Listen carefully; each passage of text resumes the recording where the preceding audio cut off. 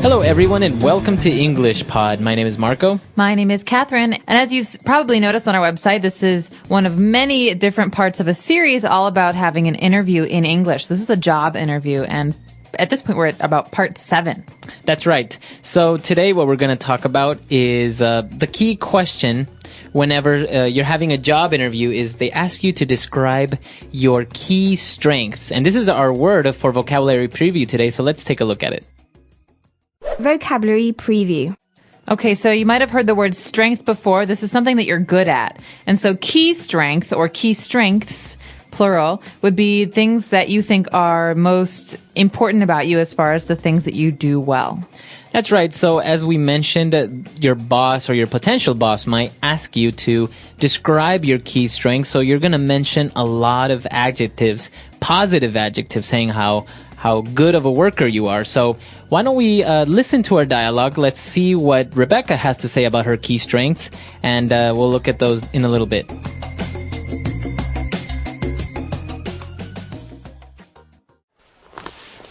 Okay, Rebecca, now you've given me a good idea of your work and academic background, but what about you as a person? How would you describe your key strengths?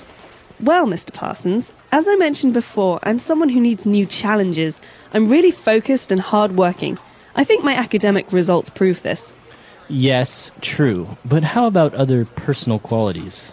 Well, I believe I'm a good team player, but I can also work well independently. I'm very enthusiastic and, well, I hope my colleagues would agree. I'm fun to work with. What would you say is your most positive quality? That's a tough question. But I would have to say my passion. I'm really passionate about journalism and passionate about my career. All right, so she obviously has a lot of good key strengths. Why don't we analyze a couple of those on Language Takeaway? Language takeaway. So one of the first things that Rebecca mentions is that she's really focused. Okay, so this word focused, what does this mean? All right, so if a person is focused, basically you're saying that you concentrate on your work. That's right, and someone who's focused might be very good in a noisy office or in a place that is full of distractions, like you said, because they don't stop their work and think about the noise or move around or go talk to people. Someone who is focused just sits down and can do a lot of work all at once. That's right, so she describes herself as focused and hardworking.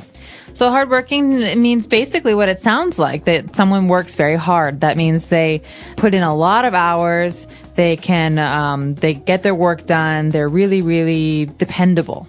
That's right. So as you can see, we use the word hardworking together. So if you work hard, you don't say I work hard. You can say that, but if you want to use it as an adjective, you say I am hardworking. The opposite, of course, would be lazy. That's right. Okay. So we're focused, we're hardworking, and she also said that she is a good team player. Okay, this is a really key phrase here because it's something that employers, so people who are hiring new staff, like to look out for, because most jobs you don't work alone, you work with other people. And so a team player is someone who works well in a group or works well with others. That's right. So a team player, everyone wants to have a good team player working for their team, for their company. And apart from being a good team player, you also want to be enthusiastic. That's right. So this means that you are interested in what you do. You are excited about it. It's not like, oh, God, I have to do this report. It's like, oh, wow, I get to do this report. I'm enthusiastic. I'm really interested. I'm going to put a lot of energy into it. That's right. Okay, so an enthusiastic person not only can be about working, you can be enthusiastic about anything, about, painting your house, about going on a trip. Exactly. Enthusiastic. All right, and our last word for language takeaway is also a good quality to have if you are passionate about what you do or what you're doing.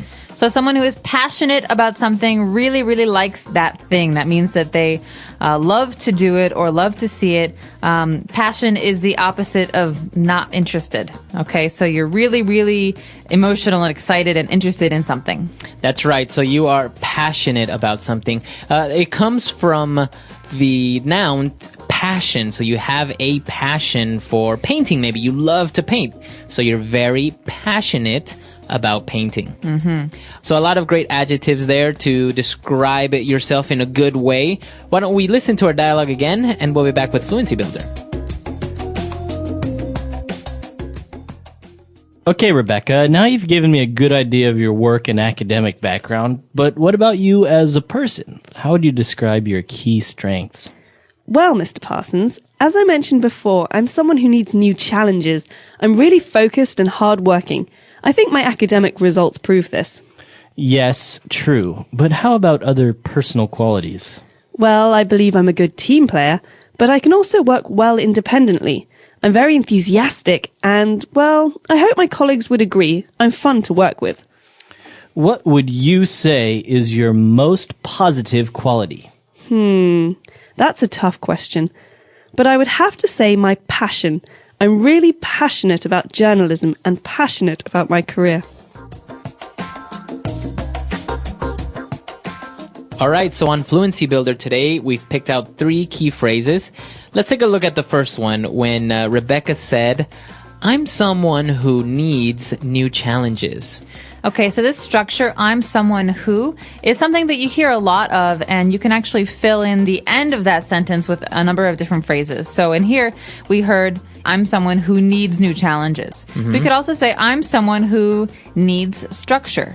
All right, so we can also change the verb, right, from needs to, I'm someone who likes a challenge. Or maybe Tracy is someone who requires a lot of attention. Right, so this is a way to introduce a characteristic of yourself.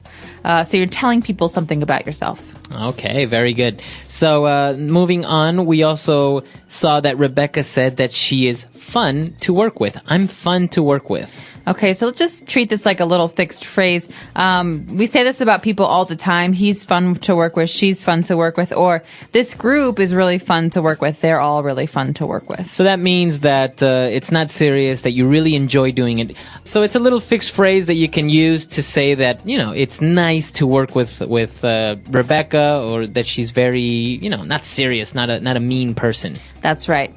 And finally, we have a phrase at the end. Rebecca here's a question she thinks is very difficult. She calls it a tough question. And so a tough question is something that is very hard to answer. That's right. She says, that's a tough question. So she's basically acknowledging the fact that the question is difficult, a tough question. Now we can combine this word tough with other things. That's right. You can say it's a tough situation. That means it's a hard situation to handle. You could also say he's having a tough time. That means that right now in his lives, there are many things that are difficult for him. And so tough means difficult or hard or unpleasant. Okay, very good. So a lot of good stuff coming from Rebecca, mentioning all the positive things about her. Why don't we listen to our dialogue one last time?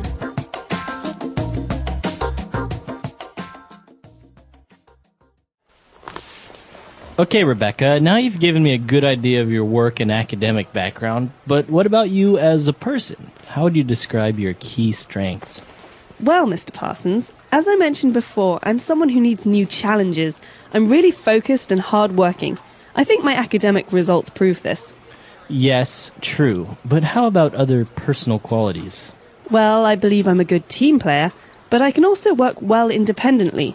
I'm very enthusiastic and, well, I hope my colleagues would agree. I'm fun to work with.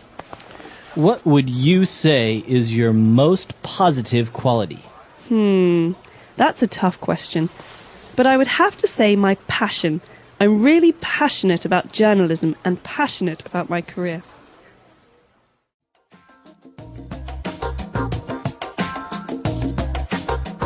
All right, so talking about key strengths, I think it's always difficult to talk about yourself and still sound a little bit humble, right? To not sound like arrogant, like saying I'm the best. Right. Well, that's the key here, I think. You want to say really good things about yourself because you're a salesperson and you're selling your personality. But at the same time, you don't want to sound like a jerk. Yeah. Like, I'm the best, I'm so smart, I'm so clever. That's a little bit off-putting. It makes people uncomfortable. So I think the trick is a balance. Right. And I guess if you use words such as this, like, you know, I'm focused, I'm hardworking, I'm independent, I have a passion for this, it makes you sound like like you're a really good worker, but you're not arrogant. You're not saying, oh, well, I'm the best of what I do or something like that. Right. So you're basically saying these are my skills, but, obviously I'm not the only person who has these great skills. That's right. Okay, so that's all the time we have for today. Be sure to join us next week. We're also going to have kind of part 2 of this when we talk about our weaknesses. So this time we talked about our strengths. Then we'll talk about weaknesses. That's right. So we hope that you will check out our website, EnglishPod.com. If you have questions or comments, leave them there for us, and we'll be in touch very soon. All right, we'll see you guys there. Bye. Bye.